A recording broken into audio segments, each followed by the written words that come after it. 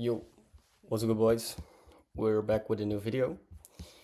Didn't upload in like a week and a half or something because I've been in an accident, but we're fully back right now. And today's video is gonna be about entry triggers and how to look for entry triggers and how to use entry triggers. And basically, for determining your entry triggers with rejection blocks, we are gonna use the 5-minute time frame because the entry triggers are laying on the 1 minute and the 3-minute time frames, and we're gonna scale down in time to determine those entry triggers and to take trades of those ones. And I'm gonna look for an example, right?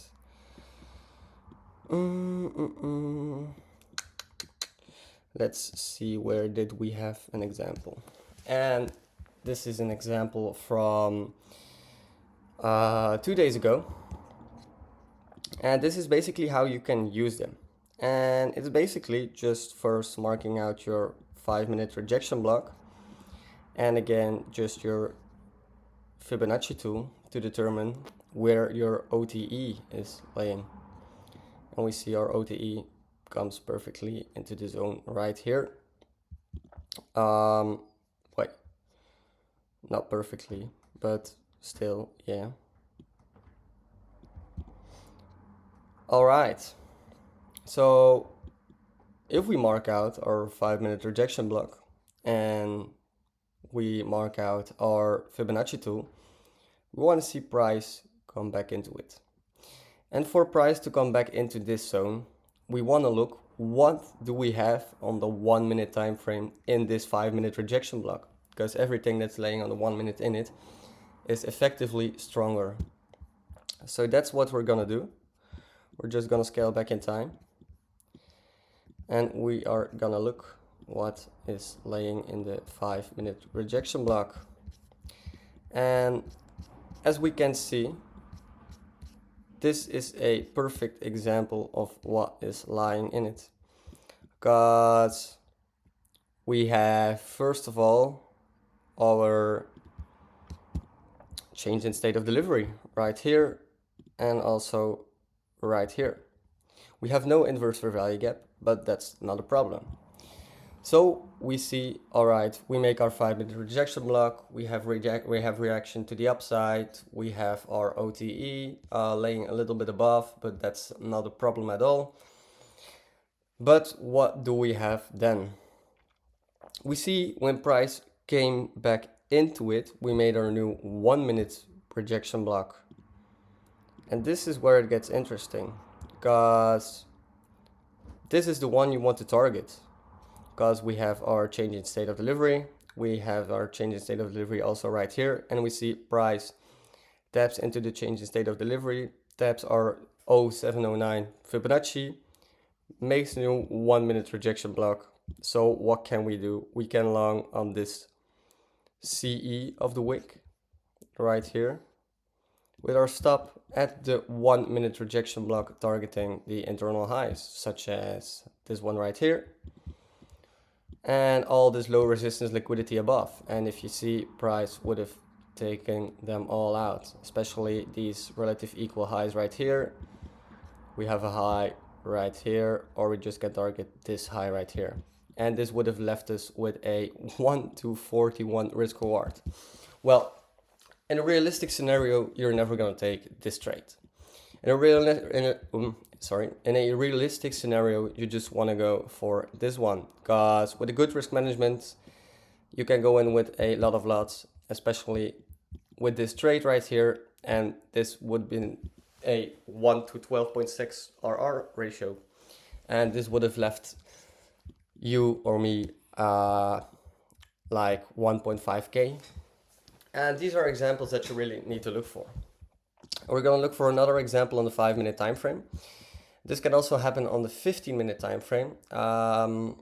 It's just basically you want to look for it. It's up to you on which time frame it does, but like you can see it on every time frame. Let's see, where did we have another good example of it? Price has been real choppy lately, but this was also an example of it. We make again our 5-minute bullish rejection block. And what do we see when we come into this? We want to see what is laying on the 1-minute time frame again. So we're gonna scale back in time. Where was our right here, and let's see what was in it right here. Good. All right, so in our 5-minute rejection block, we made a 1-minute rejection block also. We see perfect, we have our 1-minute rejection block, and just before our 1-minute rejection block was made, we had our change in state of delivery again. What did we have also? We had no inverse gaps, but we had our change in state of delivery and our CE of the wick. Let's see if our Fibonacci tool was also valid on this trade or not. And as you can see, it was real valid because our 0.79 lays perfectly into the rejection block, but we want to target the CE of the rejection block right here. Come on, right here. We're gonna tap into this right here because we needed to see some pullback right here. We saw the pullback, came down one more time, hit the CE one more time again, and then just reversed off of it. This would have left you with a little bit bigger stop, but in the same scenario, you can just target the internal highs right here. So we have a high right here, would have left you with a 1-to-4 risk reward ratio. It's not good, it's not bad. It's just a neutral RR ratio. But yeah, we needed to sweep those relative equal highs right here. We had much low resistance liquidity, so this was a real obvious trade to take. This was also probably with the New York opening. Yep, this was with the New York opening, so this was also a real valid trade to take. I would have took 10 a.m. open, but the 10 a.m. as you can see was real choppy right here, so you couldn't find any trade on that 1-minute time frame. I'm gonna see if we can look for another example, but let's see. This is also another example of it. This was yesterday, but it was at midnight. And we see also we make our 5-minute rejection block after sweeping so low resistance liquidity. What do? We see we come down and price comes up into the rejection block. So what do we do on this time frame? We're gonna look, does price make a new 5-minute rejection block? And it did.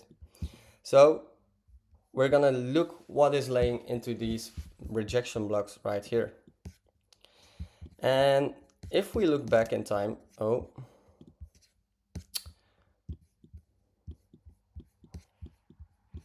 excuse me. All right, and we're back. So if we look back in time frame, we're gonna look again for the same entry triggers as we had before. And we have our 1-minute rejection block perfectly laying in it, and our 5-minute rejection block. We have our change in state of delivery, which indicates that price is also gonna come back to it because the change in state works like a magnet, and you see perfectly price did that.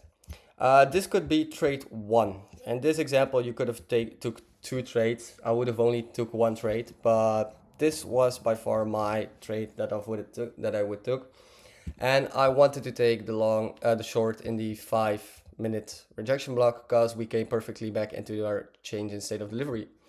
So the trade would look like this, with our stop at the CE of the 5-minute rejection block because we've already tapped into it once, and we didn't come into the we already tapped also in our 1-minute rejection block.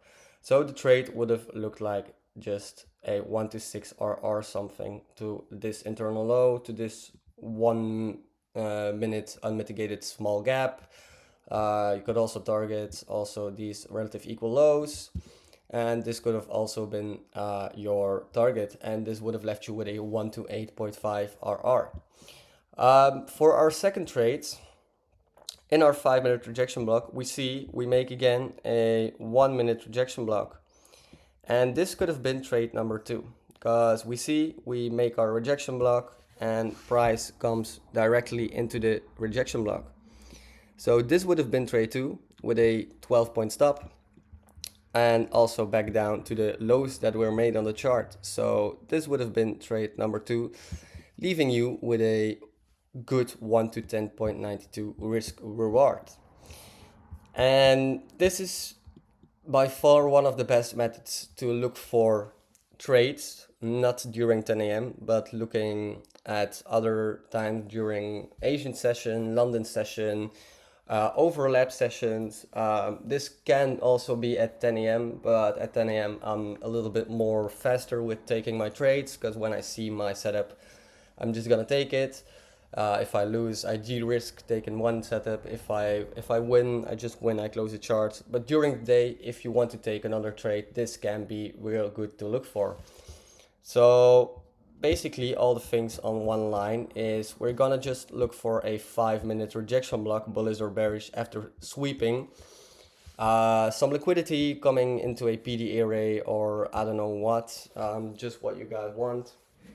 I would have used 1 hour order blocks, 30-minute order blocks, 1 hour gaps, 30-minute gaps, 4 hour PXH, PXL, just to determine your bias of the trade. And after we find them, you're just gonna scale down into the 1-minute time frame and look for confluences laying into the 5-minute rejection blocks, such as a change in state of delivery, a inverse gap, a fair value gap, 1-minute rejection block, OTE, Fibonacci. And just through combining those confluences together, you can take a very nice trade with minimal risk. And also, don't trade the 10 a.m. open if you don't like it. Alright, that's basically the video from today. If you have some questions, drop down below, answering all the questions with happy. I'm gonna drop the Discord server also in the bio link. So if you guys want to join the Discord, just click on the link in bio and come join and learn to trade like I do. Later, boys.